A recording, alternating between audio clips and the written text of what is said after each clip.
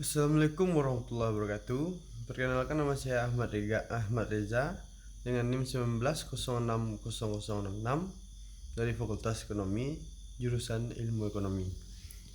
Baiklah, saya di sini akan menjelaskan tentang metodologi penelitian, yaitu dengan judul dampak resesi ekonomi selama COVID-19 dan pembelian impuls terhadap pembelian konsumen keputusan. Studi tentang Hari Belanja Online Nasional. Bab 1 yaitu pendahuluan. Yang pertama itu adalah latar belakang. COVID-19 telah menimbulkan banyak masalah dan perubahan dunia sejak ditetapkannya oleh WHO. Banyak sektor yang terkena dampak, termasuk sektor ekonomi. Dengan diberlakukannya pembatasan sosial di negara-negara di dunia, termasuk Indonesia, kegiatan ekonominya sangat berpengaruh. Perkembangan ekonomi Indonesia pada triwulan 1 mengalami peningkatan sebesar 2,97%, namun mengalami kontraksi sebesar minus 2,41% dibandingkan triwulan 4. Selain penurunan konsumsi, peningkatan pengangguran juga menjadi masalah utama. Karena banyak pembatasan kegiatan secara langsung, banyak pelaku ekonomi menggunakan e-commerce untuk bertransaksi. Mayoritas penjualan e-commerce meningkat karena orang lebih suka membeli di rumah saja. Meskipun banyak sektor yang terkena dampak COVID-19, aktivitas bisnis e-commerce meningkat seiring meningkatnya jumlah penjualan online. Selain itu, Hari Belanja Nasional juga mempengaruhi peningkatan belanja bagi masyarakat karena event yang banyak dilakukan oleh berbagai e-commerce walaupun ekonomi berada dalam resesi. Yang kedua itu ada rumusan masalah. Yang pertama, bagaimana dampak resesi ekonomi selama pandemi COVID-19 terhadap keputusan pembelian selama Harbolnas. Yang kedua, bagaimana perilaku pembelian impulsif mempengaruhi keputusan pembelian saat Harbolnas, Hari Belanja Nasional. Yang ketiga ada tujuan penelitian. Yang pertama, tujuan penelitian untuk menyelidiki dampak ekonomi selama COVID-19 terhadap pembelian keputusan saat Harbolnas. Yang kedua itu untuk menyelidiki dampak pembelian impulsif terhadap keputusan pembelian selama Harbolnas. Yang keempat ada kontribusi penelitian. Yang pertama, kontribusi teoritis. Adapun referensi dan sumber studi lebih lanjut untuk pengembangan studi perilaku konsumen, khususnya mengenai perilaku konsumen pada saat kondisi ekonomi di masa pandemi. Bagaimana perilaku pembelian impulsif konsumen mempengaruhi keputusan pembelian. Dalam perayaan acara obral besar-besaran e-commerce seperti Harbolnas. Yang kedua ada kontribusi praktis. Hasil penelitian ini diharapkan dapat membantu pemerintah dan pelaku ekonomi merumuskan strategi baru dalam mengembangkan inovasi strategi pemasaran e-commerce Indonesia. Apalagi di masa-masa di mana kontak fisik dan jarak sosial seperti di masa pandemi menjadi kendala utama bagi aktivitas pelaku ekonomi. Yang kelima, lingkup penelitian. Penelitian difokuskan pada warga negara Indonesia yang berpartisipasi dalam e-commerce event Harbolnas sebagai pembeli dalam event Harbolnas 2020. Ini akan fokus pada pengaruh ekonomi selama pandemi COVID-19 dan perilaku pembelian impulsif pada saat mempengaruhi keputusan pembelian mereka. Kita masuk ke bab 2, yaitu tinjauan literatur. Yang pertama adalah landasan teori. Yaitu definisi resesi ekonomi. Resesi mengacu pada istilah dalam studi ekonomi makro yang berarti ketika output agregat menurun, dan istilah khusus. Resesi adalah ketika penurunan telah terjadi dalam 2 kuartal berturut-turut. Disimpulkan juga oleh Ansori et al. Tahun 2020 kutip dari Idris tahun 2020 bahwa resesi terjadi ketika kondisi ekonomi suatu negara mencapai angka negatif dalam 2 kuartal berturut-turut. National Bureau of Economic Research NBER yang dikutip oleh Ansori et al. Juga resesi terjadi ketika suatu negara dalam jangka waktu tertentu memasuki keruntuhan dalam kegiatan ekonominya, menyebar ke semua sektor ekonomi dan telah terjadi selama lebih dari 3 bulan. Yang kedua ada resesi ekonomi selama COVID-19.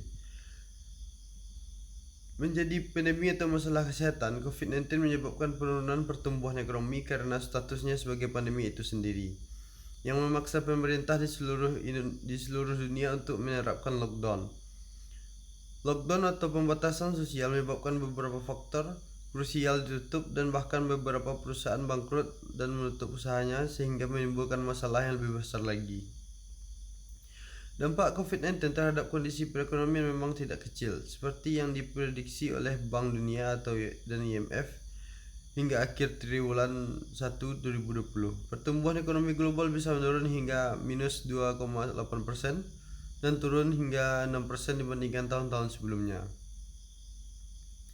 Periode sebelumnya, menurut data yang dilansir dari Bank Dunia, penurunan pertumbuhan PDB pada global tahunan untuk tahun 2020 sebesar minus 3,5% dibandingkan periode sebelumnya, tahun 2019 yang sebesar 2,334%.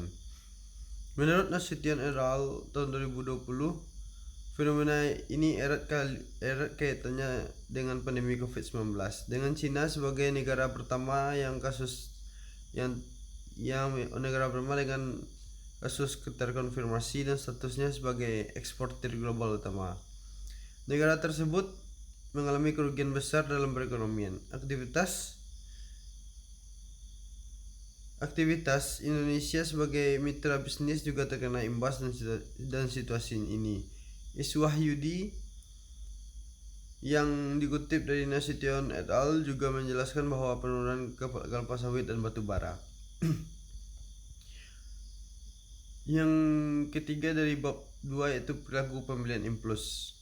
Pembelian impulsif mengacu pada transaksi pembelian yang dilakukan oleh konsumen dengan sedikit atau tanpa pertimbangan dan evaluasi mengenai produk. Xiao dan Nicholas tahun 2014 juga menjelaskan bahwa pembelian impulsif dapat didefinisikan sebagai pembelian tidak direncanakan dan pembelian keputusan transaksi yang cepat dibuat oleh konsumen.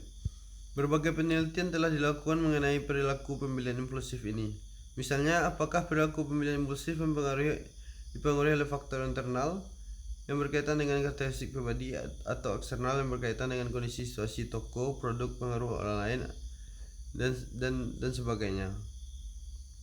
Dari Sophie dan Nika tahun 2017. Yang keempat ada keputusan pembelian. Kotler tahun 2017 menyatakan bahwa keputusan pembelian konsumen mengacu pada 5 tahap yang dialami konsumen ketika mempertimbangkan untuk membeli produk. Tahapan tersebut adalah pengenalan masalah, pencarian informasi, evaluasi alternatif, keputusan pengambilan, dan perilaku pasca pembelian. Namun biasanya proses pengambilan keputusan selalu terjadi jauh sebelum pembelian yang sebenarnya dilakukan dan memiliki konsekuensi yang panjang setelahnya. Dan untuk beberapa pembelian konsumen tidak benar-benar melewati 5 tahap. Seperti ketika mereka membeli produk yang dibeli secara teratur yang mereka sangat kenal.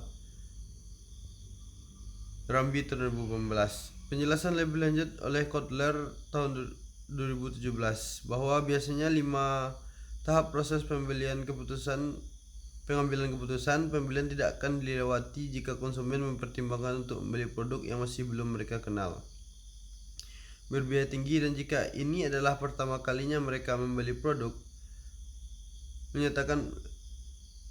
Lumen menyatakan bahwa keputusan pembelian konsumen adalah suatu proses pengambilan keputusan mengenai bagaimana proses yang dimulai oleh konsumen dan membeli barang dan jasa dengan imbalan uang melalui tahap pra-pembelian, pembelian, dan pasca pembelian.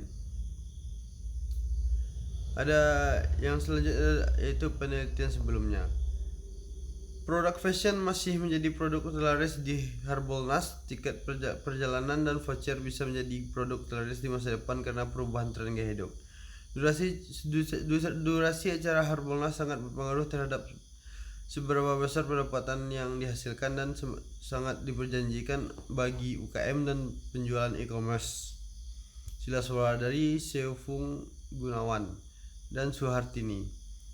Yang kedua ada dari Edwell Babton dan O2 Dengan resesi ekonomi di suatu negara selalu diharapkan pendapatan yang dapat dibelanjakan relatif rendah dan belum lagi tingkat pengangguran yang tinggi. Karena keputusan pembelian konsumen sangat tergantung pada seberapa besar pendapatan mereka, tingkat inflasi, dan indikator resesi lainnya. Dari Flaskova dan Klastik, setiap perubahan besar dalam masyarakat akan mempengaruhi sebagaimana konsumen memutuskan pembelian mereka, terutama selama resesi ekonomi. Lanjut, hipotesis penelitian. Yang pertama, dampak resesi ekonomi terhadap pembelian konsumen. Adwell menyatakan bahwa kondisi perekonomian suatu negara, khususnya produk domestik brutonya, sangat tergantung pada kegiatan ekonominya. Dan sebaliknya, kegiatan ekonomi dalam suatu negara, terutama kegiatan konsumsi, akan menurun jika terjadi peningkatan yang signifikan. Dalam pendapatan disposable, Floska dan Klastik juga menyatakan bahwa perubahan besar dalam masyarakat akan mempengaruhi bagaimana konsumen memutuskan pembelian mereka, terutama selama resesi ekonomi. Karena keputusan pembelian mereka sangat tergantung pada berapa banyak pendapatan yang bisa mereka pakai. Berdasarkan dasar tersebut, hipotesis pertama dapat ditemukan sebagai berikut. Resesi ekonomi berpengaruh signifikan terhadap keputusan pembelian konsumen. Yang kedua yaitu pengaruh pembelian impuls terhadap keputusan pembelian konsumen. Menurut Yuniarti, tahun 2001, pembelian impulsif dalam aktivitas dan keputusan pembelian online memainkan peran besar untuk sebagian besar waktu. Pembelian impulsif mempengaruhi keputusan pembelian mereka untuk membeli produk yang tidak mereka rencanakan untuk dibeli, karena pembelian mereka dilakukan murni dari keprihatinan emosional mereka dan dari kebutuhan gaya hidup dalam mereka. Studi Aragolencio dan Arus juga berpendapat bahwa pembelian impulsif akan mengarah pada keputusan tanpa pertimbangan. Berdasarkan temuan ini, hipotesis kedua dapat dinyatakan sebagai berikut.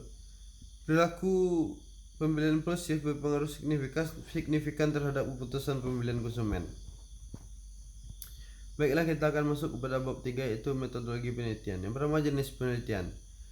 Penelitian ini akan dilakukan dengan pendekatan kuantitatif yang menganalisis data sebagaimana dijelaskan oleh Sekaran dan Bogi, bahwa data dalam pendekatan kuantitatif diperoleh beberapa bentuk angka dan jumlah melalui pernyataan terstruktur.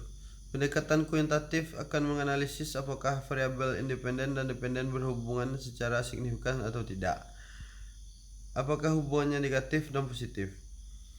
Karena tujuan penelitian ini adalah untuk melihat hubungan resesi ekonomi selama COVID-19, perilaku pembelian impulsif terhadap keputusan pembelian, penelitian ini dapat dikategorikan ke dalam penelitian deskriptif korelasional berdasarkan pendekatan yang diberikan di atas karena penelitian deskriptif bertujuan untuk mengumpulkan data tentang topik tertentu yang dapat menggambarkan topik, dan studi korelasional bertujuan untuk mengetahui apakah variabel topik terkait atau tidak.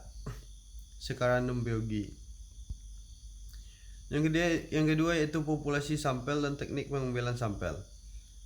Yang pertama ada populasi. Menurut Sekaran dan Bogi, populasi mengacu pada keseluruhan objek yang diselidiki dalam suatu penelitian dengan definisi di atas. Maka objek populasi penelitian ini adalah masyarakat Indonesia yang terkena dampak resesi ekonomi selama COVID-19 dan berpartisipasi sebagai pembeli pada Harbolnas sebelumnya. Dipilihnya populasi ini karena Hari Harbolnas merupakan acara eksklusif di Indonesia yang didedikasikan untuk mengedukasi masyarakat Indonesia tentang e-commerce. Yang kedua ada sampel. Sampel yaitu bagian atau subset yang ditentukan dari suatu populasi yang diambil yang mewakili seluruh populasi itu sendiri.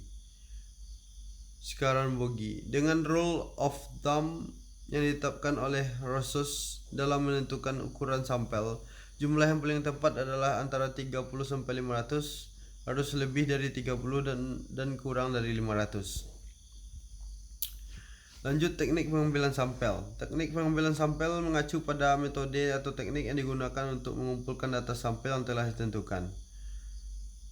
Dari Sekaran dan Bogi. Margono tahun 2004 juga menyatakan bahwa karakteristik dan distribusi sampel juga penting untuk mendapatkan sampel yang representatif dari populasi. Untuk penelitian ini akan digunakan purposive sampling untuk mendapatkan data dari sampel karena beberapa spesifik kriteria sampel yang ditetapkan oleh peneliti seperti purposive sampling menurut Sekarang dan Bogi. Lanjut, jenis data dan ukuran variabel. Jenis data yang akan digunakan yaitu penelitian adalah data primer. Menjelaskan bahwa data primer adalah jenis data yang dikumpulkan terlebih dahulu untuk selanjutnya dianalisis dalam menyelidiki masalah penelitian. Penelitian khusus ini untuk menggunakan tipe data primer yang dikumpulkan langsung dari sampel, yaitu warga negara Indonesia yang berpartisipasi di hari belanja nasional tahun 2020 sebagai pembeli. Lanjut, teknik pengumpulan data. Teknik pengumpulan data dalam penelitian ini dilakukan dengan pendekatan kuantitatif dengan menyebarkan formulir kuesioner online pada responden yang dituju. Responden harus memilih satu jawaban berdasarkan informasi yang mereka miliki dari semua alternatif jawaban.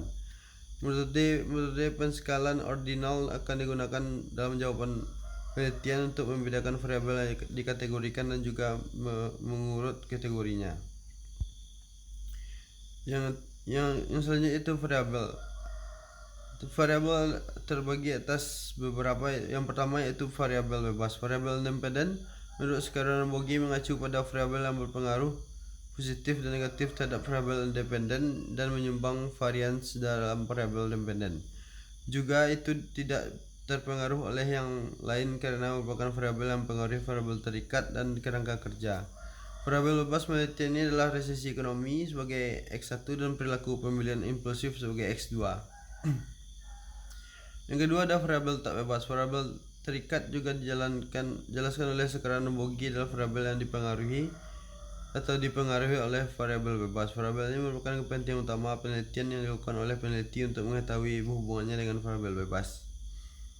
Lanjut, pengukuran variabel. Penelitian ini akan dilakukan melalui penyebaran kuesioner online kepada responden. Dalam kuesioner, responden akan diminta untuk memilih satu jawaban tertentu dari 5 alternatif. Variabel diukur dengan skala Likert karena merupakan ukuran opini, persepsi dan sikap terhadap fenomena sosial berdasarkan definisi operasional peneliti Sekarang dan Bogi.